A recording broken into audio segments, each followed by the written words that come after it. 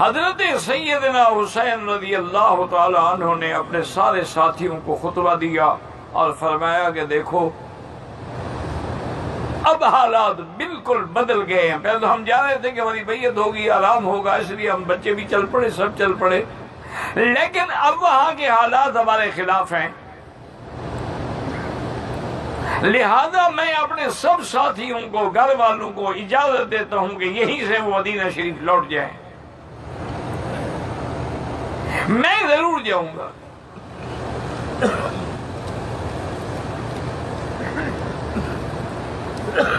اصل وجہ یہ بھی تھی کہ حضرت آقا انعامدار صلی اللہ علیہ وسلم نے زندگی میں ایک دفعہ خواب دیکھا تھا. جب خواب سے بیدار ہوئے تو آپ کے چہرے پہ بڑے غم کے اثرات تھے. تو بی بی ام سلیم نے پوچھا کہ حضور کیا بات ہے؟ فرمایا کہ مجھے وہ جگہ دکھائی گئی ہے جہاں میرا حسین شہید ہوگا.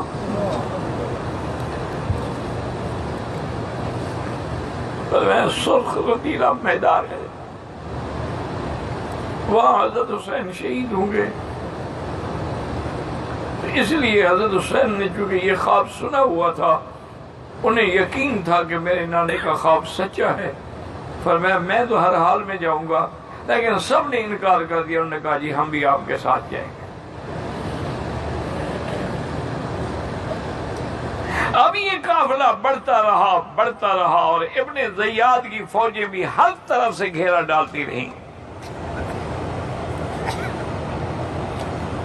جب ان کا گھیرا تنگ ہو گیا تو حضرت حسین نے فرمایا کہ ابن زیاد کو میرا پیغام دو کہ میری 3 شرطیں ہیں، اگر مان لو تو. پہلی شرط تو یہ ہے کہ میں جہاں سے مدینہ سے آیا ہوں مجھے واپس مدینہ جانے دو، میرا راستہ نہ روکو. اور دوسری شرط یہ ہے کہ تم کسی دوسرے علاقے میں، یعنی شام کی طرف نہیں، کسی اور ملک کی طرف، اسلامی ملک کی طرف مجھے راستہ دے تو میں وہاں چلا جاؤں. اور تیسری شرط یہ ہے کہ مجھے خود یزید کے پاس جانے دو، میں خود یزید سے بات کروں. حالانکہ انتہائی معقول شرائط تھے حضرت حسین کے، اسی لیے حضرت حسین مظلوم ہو گئے کہ انہوں نے تو 3 شرطیں سامنے رکھ دی. ورنہ لوگوں کو تو یہ موقع بھی ملتا تھا کہ جی حضرت حسین نے بغاوت کیوں کی، یزید اچھا ہو یا برا ہو اس کی بیعت ہو چکی تھی. اور اسلام یہ کہتا ہے کہ جیسا بھی ہو اسمع ہوا تھی اس کو سنو اور اس کی اطاعت کرو. تو اب حضرت حسین کی کوئی بغاوت نہیں ہے، بلکہ ان کو بلایا گیا، بلانے پہ جا رہے تھے اور اس کے بعد نے 3 شرطیں دے دی کہ یا تو میری خود بات کرنے دو یا مجھے واپس جانے دو. لیکن ابن زیاد نے 3 شرطوں سے انکار کر دیا.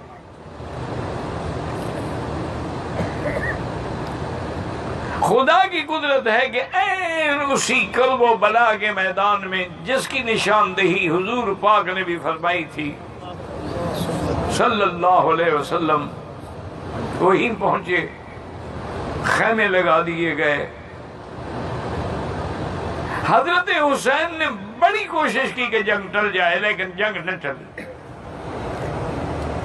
کیونکہ وہ تو یہی ارادہ کر کے آئے تھے نا کہ ہم حضرت حسین کو شہید کریں اور یزید سے ہم انعام لیں گے.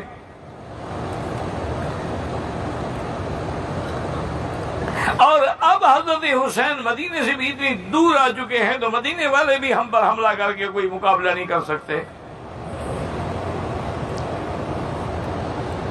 جب بالکل گھیرا تنگ ہو گیا تو حضرت حسین کے ساتھیوں نے میدان میں نکل کے مبارزت کی، اور ایک ایک ساتھی نے وہ جوہر دکھائے اپنی بہادری کے کہ دنیا اش اش کر اٹھی. آخر میں حضرت کے بڑے بیٹے حضرت علی اکبر بھی میدان میں آ گئے.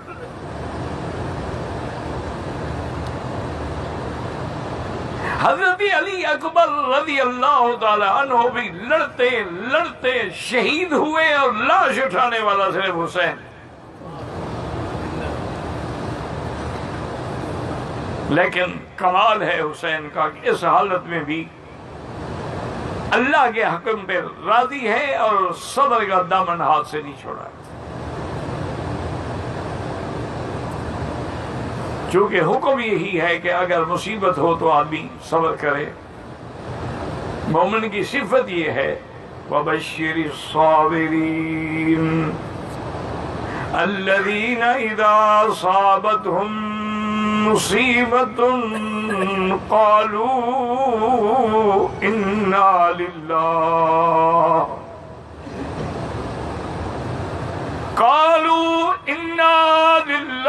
وَإِنَّا إِلَيْهِ رَاجِعُونَ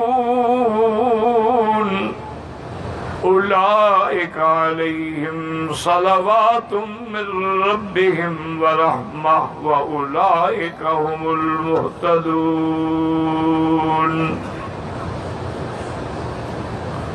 حضرت حسین رضی اللہ تعالیٰ عنہ نے اپنے چھوٹے بچے اصغر کو اٹھایا ہاتھوں پہ اور کہا یہ تو لڑنے کے لیے نہیں آیا، اس کو پیاس کی تکلیف پانی دے دیں. ظالموں نے تیر مارا، وہ حضرت کے ہاتھوں میں شہید ہو گئے. جو جوان بیٹے کی میت پہ نہ رویا وہ حسین، جس نے اپنا سب کچھ کھو کے پھر کچھ نہ کھویا وہ حسین. اسی لیے علامہ اقبال نے بھی کہا تھا کہ حضرت حسین کا یہ عالم تھا کہ سرداد نداد دست در دست یزید، حقا کے بنا لا الہ است حسین. اور نے کہا کہ حضرت حسین نے سر دینا تو قبول کیا لیکن باطل کے ہاتھ پہ بیعت نہیں کی. وہ سمجھتے تھے کہ لا الہ کا معنی یہ ہے کہ جب ہم اللہ کو معبود برحق مانتے ہیں تو اللہ کے نافرمان کے ہاتھ پہ کیسے بیعت کر سکتے ہیں. آخر میں سیدنا حسین میدان میں آئے، بڑی مشکل سے 2 رکعت ادا کی اور اس کے بعد یہ شاہ سوار، یہ سبط محمد مصطفیٰ جو کبھی حضور کے کندھوں پہ بیٹھتے، ایک دفعہ حضور اپنے کندھے پہ بٹھائے ہوئے آ رہے ہیں. ایک صحابی نے دیکھا تو کہا نعم المرکب یا غلام، کہا حسین تجھے کیسے سواری ملی ہے کہ جس کے قدموں کے لیے آسمان ترستا ہے آج تو اس کے کندھوں پہ بیٹھا ہے. حضور نے فرمایا تم نے کہا بات مکمل نہیں کی. انہوں نے کہا حضور میں نے تو عرض کیا، فرمایا نعم الراکب، سواری پہ نظر ڈال رہے ہو لیکن میرے سوار پہ بھی تو نظر ڈالو کہ سوار کیسا ہے. سیدہ شباب اہل الجنت الحسن والحسین رضی اللہ عنہما. شمر ذل جوشن نے تلوار کا وار کیا، آپ کے سارے بدن مبارک پہ تلوار لگتی رہی اور اللہ کا یہ شیر میدان میں ڈٹ گیا اور سینکڑوں کو اڑا دیا، لیکن آخر شہید ہوئے. اسی کو کسی نے کہا تھا کہ کٹا کر گردنیں دکھلا گئے ہیں کربلا والے، کبھی باطل کے آگے جھک نہیں سکتے خدا والے. اللہ تعالیٰ کے آگے گردن تو کٹا دی لیکن کسی ظلم کے آگے جھکنا قبول نہیں فرمایا. اس کے بعد پھر وہ یزید کے دربار میں بھیجے گئے، خاندان بھیجا گیا.